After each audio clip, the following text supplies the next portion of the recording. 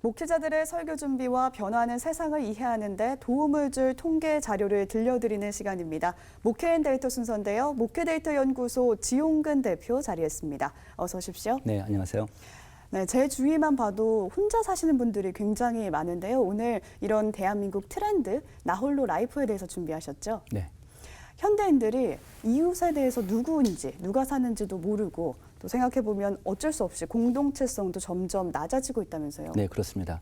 과거에는 군중 속의 고독이라고 해서 많은 사람들 안에서 한 개인이 되게 고독하고 뭐 이런 이미지가 강했는데 요즘 현대사회 트렌드가 좀 바뀌는 것 같습니다. 그래서 이제는 혼자 살아도 괜찮고 혼자 생활해도 별 불편함 없는 이런 시대가 이제 온 건데요. 거기에 대한 데이터를 제가 좀 오늘 말씀드리겠습니다. 예. 마크로밀 엠브레인이라는 조사 전문기관에서 이제 한 조사인데요. 옆집에 누가 사는지 아느냐? 이 참 흥미있는 질문인데 그 질문을 해봤습니다. 그랬더니 옆집에 누가 사는지 아예 모르는 비율이 한 40% 되고요. 네. 그다음에 아는 비율이 한 60% 정도 되는데 그럼 이제 아는 사람 중에서 얼마나 잘하는지도 되게 중요하니까 그래서 그걸 물어봤습니다. 그래서 누가 사는지 정도만 안다. 그냥 알고만 지낸다라는 비율이 한 91%.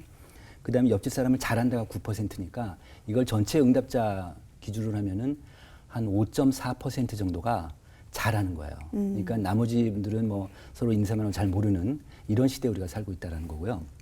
또 하나 이제 아까 말씀하셨듯이 공동체성이 약해되고 있는데 이거에 대한 그런 수단인데요.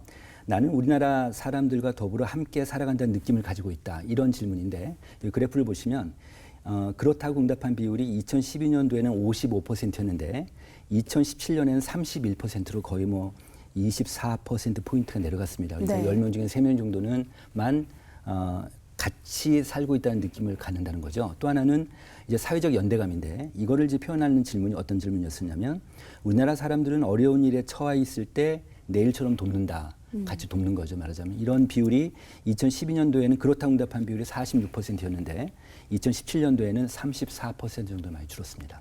네, 낮아지고 있는데 혼자라서 외롭다라는 반응이 아니라 오히려 혼자여서 여러 가지로 좋다라는 반응이 많아지고 있다면서요? 네, 그렇습니다. 아까 제가 말씀드린 대로 혼자여도 괜찮다라는 그런 인식인데요. 네. 어떤 질문을 했냐면 혼자 시간을 보낼 때 얼마나 외로우냐 이 질문을 했어요. 그랬더니 외로움 정도 이제 높고 낮음으로 응답을 받았는데 이걸 다시 해석을 하면 외롭다라는 인식이 한 14% 정도 되고요.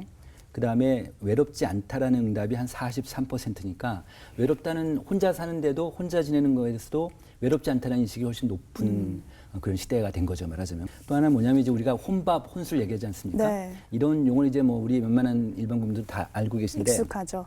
먼저 나 홀로 활동은 대체로 자발적으로 내가 만든 상황이다. 그러니까 내가 혼자 밥을 먹고 혼자 술을 마시고 이런 활동들이 누구에 의해 타의적으로 어쩔 수 없이 내가 그런 게 아니라 본인 스스로 자발적인 행동이라는 거예요. 그런 인식이 62%나 됩니다. 또 하나는 뭐냐면 나는 요즘 혼자 밥 먹으러 식당에 오는 사람들을 흔하게 본다. 그게 81% 높죠. 네. 그다음에 요즘 혼자서 영화관에 가는 것은 매우 흔한 현상이다. 72% 굉장히 높습니다.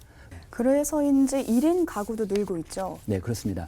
1인 가구는 지금 2000년 기준으로는 16%입니다. 그러니까 무슨 얘기냐면은 전체 가구 1인 가구 있고 2인 가구, 3인 가구 있지 않습니까? 그 중에서 1인 가구 비율이 16%인데 2015년도 기준으로 해서 2015년도가 27%인데요. 이때부터 1인 가구 비율이 제일 높습니다. 우리나라에서. 2인 가구나 3인 가구보다. 그래서 1인 가구가 주도하는 시대인 건데요. 2017년도는 29%까지 늘었고요. 통계청에서 좀 추정한 바로는 2035년도에는 34%니까 세 가구 중에 한 가구는 1인 가구 될 것이다. 이렇게 좀 예상을 하고 있는데 이게 높은 게 아니에요. 무슨 얘기냐면 옆 나라 일본 동경 같은 경우는 지금 45%까지 1인 가구 비율이 있습니다. 네. 네. 이런 세태가 신앙생활에 어쩔 수 없이 영향을 미칠 것 같은데요. 공동체 생활을 바탕으로 하는 게 신앙생활이잖아요. 그래서 지금 이런 1인 가구의 세태가 신앙생활에 어떤 영향을 미치고 있는지 그리고 교회가 이거에 대해서 어떻게 대응을 해야 할지 말씀해 주세요.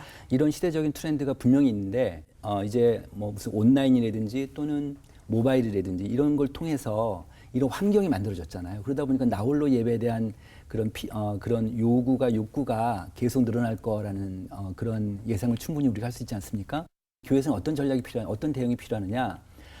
결국은 교회라는 건 공동체성을 굉장히 강화시킬 필요가 있겠다. 그래서 교회 안에 출석해서 여기서 분명한 의미를 찾고 이런 게 되게 중요할 텐데, 그래서 교회 공동체성을 강화시킬 만한 프로그램 개발이라든지 이런 쪽으로 계속 고민을 하고 좀 대응을 하셔야겠다, 이런 생각이 들었습니다. 네, 오늘 말씀 감사합니다. 지금까지 세상과 교회의 흐름을 통계로 살펴봤습니다. 목회데이터 연구소 지용근 대표 함께했습니다. 고맙습니다.